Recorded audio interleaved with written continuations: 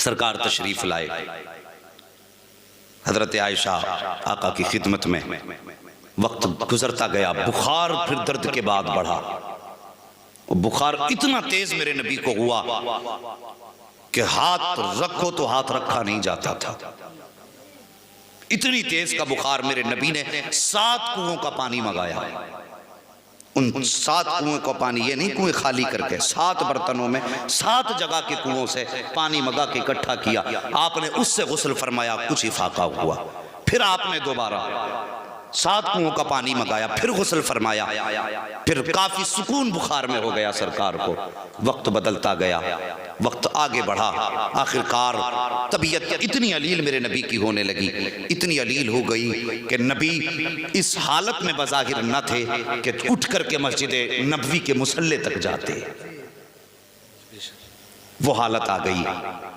میرے نبی نے فرمایا بلال، جی یا رسول اللہ، فرمایا جاؤ آج مدینے میں اعلان کر دو کہ نبی نے بلایا ہے، اور کہہ دینا ہو سکتا ہے شاید یہ آج آخری ملاقات ہو۔ ایک بار میرے نبی نے حجۃ الوداع کے موقع پہ اعلان فرمایا تھا، صحابہ تم میں سے جانے کون کون یہاں پر آئندہ سال آئے گا، لیکن آج کے بعد تم اس منا کے میدان میں اپنے نبی کو نہیں پاؤ گے۔ جب اتنی بات کہی تھی صحابہ کی چیخیں نکل گئی تھی، وہ سال بھر کی بات تھی، لیکن آج نبی فرماتے ہیں بلال اعلان کر دو، اور کہہ دو شاید آج یہ نبی سے آخری ملاقات ہو۔ اتنا کہا حضرت بلال روتے پھر رہے ہیں، اعلان کرتے پھر رہے ہیں، اور مدینے والوں مصطفیٰ بلا رہے ہیں، مدینے والوں مصطفیٰ بلا رہے ہیں۔ مدینے کے چوک میں بھیڑ جمع ہو گئی، سرکار حضرت علی اور حضرت ابو بکر صدیق کے کاندھے پہ ہاتھ رکھ کر کے ان دونوں کے سہارے سے آپ چوک میں تشریف لائے، ایک اونچی جگہ بیٹھے، اور بیٹھنے کے بعد میرے سرکار ارشاد فرماتے ہیں لوگو میں نے جو مجھے رب نے حکم دیا تھا اپنا فرض پورا کر دیا ہے، اب دنیا سے جانے کا وقت قریب آ گیا ہے۔ آقا کریم فرماتے ہیں لوگو اگر کسی کا مجھ پہ حق ہو تو آج وہ مجھ سے اپنا حق لے لے، اور جس پر میرا حق تھا میں نے آج اپنا سارا حق معاف کر دیا ہے۔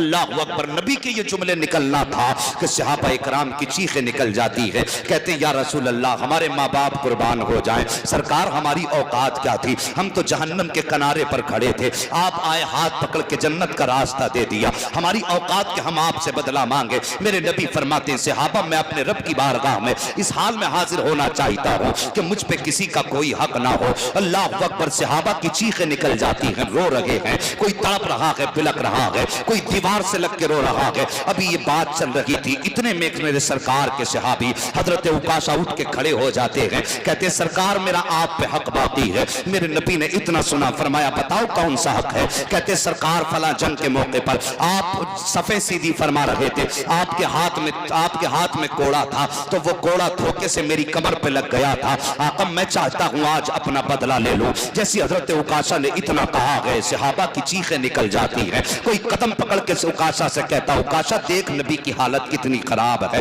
سرکار کی طبیعت کتنی علیل ہے، میرے سرکار کو بخار کتنی شدت کا ہے، عکاشہ نبی کو معاف کر دے۔ عکاشہ کہتے نہیں آج میں اپنے نبی سے بدلہ لوں گا۔ اللہ اکبر، جب عکاشہ نے اتنی بات کہی ہے، سرکار فرماتے ہیں صحابہ پیچھے ہٹ جاؤ، عکاشہ آؤ اپنا بدلہ لے لو۔ اب ذرا دل تھام کر کے میری بات سننا، لوگوں کی بیگے بھر زمین کھا کے مر جاتے ہیں، اور لوگ کہتے ہیں میرا باپ جنتی تھا، زمینوں کے جائیدادوں کو ہڑپ کرنے والوں اگر اس حال میں مر گئے تو سوچو پھر انجام کیا ہوگا۔ تم کچھ بھی ہو جاؤ، میرے نبی کے قدموں سے لگنے والی خاک کے برابر نہیں ہو سکتے ہو۔ ان کی زندگی دیکھیے، کہتے ہیں جس کا جو حق ہے مجھ سے لے لے۔ میرے نبی کریم سرور کونین صلی اللہ تعالیٰ علیہ وسلم فرماتے ہیں عکاشہ اپنا حق لے لو۔ جیسی اتنی بات میرے نبی نے کہی ہے، عکاشہ کہتے سرکار جب آپ نے مارا تھا تو وہ کوڑا تھا، سرکار فرماتے ہیں بلال کا جی یا رسول اللہ جاؤ جلدی سے میری بیٹی فاطمہ کے گھر چلے جاؤ اور جا کر کے ان سے کوڑا لے کر کے آ جاؤ۔ حضرت بلال گئے ہیں روتے ہوئے، دروازے پہ دستک ہوئی، اندر سے آواز آئی من دق الباب، دروازے پہ کون ہے، کس نے دروازہ بجایا ہے؟ کہتے ہیں سیدہ بلال آیا ہے۔ کہا کس لیے آئے ہو؟ کہا آپ کے باپ صحابہ نے کوڑا منگایا ہے، اتنا سننا تھا۔ سیدہ کہتی ہے کیا ضرورت پڑ گئی کوڑے کی؟ کہا سیدہ بات یہ ہے کہ عکاشہ کے بدن پہ دھوکے سے کوڑا لگ گیا تھا، آج وہ نبی سے بدلہ لینا چاہتا ہے، اتنا سننا تھا۔ سیدہ فوراً دوڑی اپنے دونوں شہزادوں کی طرف، حسنین کریمین مصلی پہ بھی سوئے ہوئے ہیں، آپ نے کوڑا بعد میں اٹھایا، شہزادوں کو پہلے اٹھاتی ہیں اور اٹھانے کے بعد دونوں بیٹوں کو سینے سے لگایا۔ توجہ سے سننا اس بات کو، انداز بیاں میرا بہت شوق نہیں ہے، شاید کہ اتر جائے تیرے دل میں میری بات۔ حضرت فاطمہ نے شہزادوں کو اٹھایا ہے اور اٹھانے کے بعد اپنے بیٹوں کو سینوں سے لگایا۔ شہزادوں نے ماں کی آنکھ میں آنسو دیکھے ہیں، ماں رونے کی وجہ کیا ہے؟ کہا بیٹے آج فاطمہ کچھ مانگنا چاہتی ہے۔ بچوں نے کہا تھا ماں بتاؤ کیا مانگنا چاہتی ہو؟ جان بھی تمہاری ہے، مال بھی تمہارا ہے، جو کہو گی ہنستے ہنستے دے دیں گے۔ تب حضرت فاطمہ نے دیوار پر ٹنگا کوڑا اٹھایا اور اٹھانے کے بعد شہزادوں کے پاس آئی ہے۔ کہا لو شہزادوں، سنا ہے کہ عکاشہ نانا سے تمہارے بدلہ لینا چاہتے ہیں، اے میرے بیٹے یہ کوڑا لے کر کے چلے جاؤ، کسی بھی صورت میں جا کر کے عکاشہ کو منا لو۔ اگر تمہارے ہوتے ہوئے میرے باپ کے بدن پہ ایک بھی کوڑا لگ گیا تو شہزادوں تمہاری ماں تمہیں معاف نہیں کرے گی۔ اللہ اکبر! اتنا شہزادوں نے سنا کہ چیخ نکل جاتی ہے۔ کوڑا لیا گیا، حضرت بلال سے کہتے ہیں چاچا جلدی چلیے، وہاں لے چلو جہاں ہمارے نانا ہے۔ عجیب قیامت کا منظر ہے، سرکار بیٹھے ہوئے ہیں، صحابہ کی بھیڑ جمع ہے، جیسی حضرت عکاشہ کھڑے ہیں، حسنین کریمین حضرت بلال سے پوچھتے ہیں چچا عکاشہ کون ہے جو بدلہ لینا چاہتے ہیں؟ حضرت بلال نے کھڑے شخص کی طرف اشارہ کر دیا ہے، دونوں شہزادے گئے، ایک نے دایاں ہاتھ تھاما ہے، دوسرے نے بایاں ہاتھ تھاما ہے۔ حسنین کریمین کہتے ہیں چچا عکاشہ جتنے کوڑے مارنے ہیں ہمارے مار لو،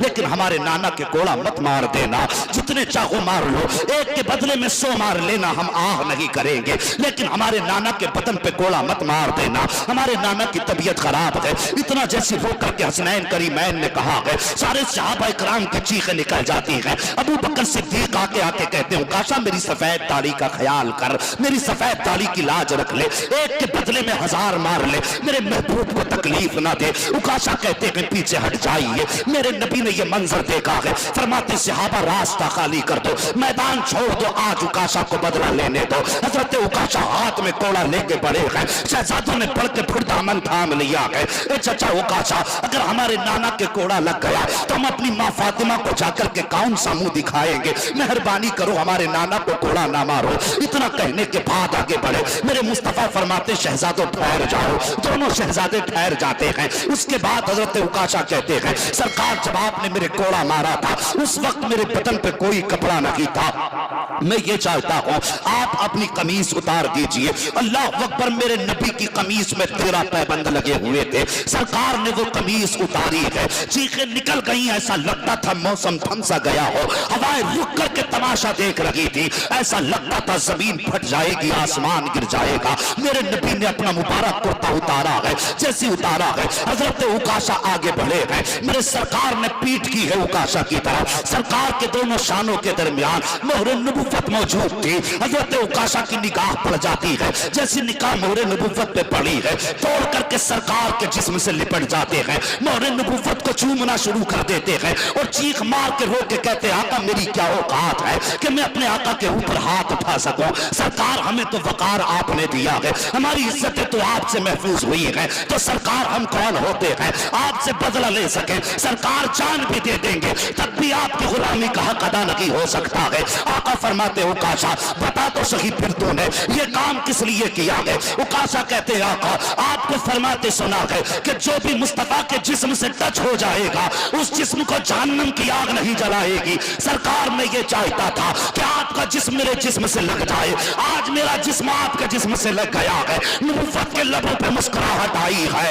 آقا فرماتے ہیں صحابہ اگر تم میں سے کوئی یہ چاہتا ہے کہ کسی جنتی کا چہرہ دیکھے، آؤ میرے عکاشہ کا چہرہ دیکھ لو، جس نے عکاشہ کو دیکھ لیا کہ اس نے جنتی کا چہرہ دیکھا۔ نعرہ تکبیر، نعرہ مسلک اعلیٰ حضرت، مسلک اعلیٰ حضرت مفتی حماد میاں صاحب قبلہ، نعرہ تکبیر۔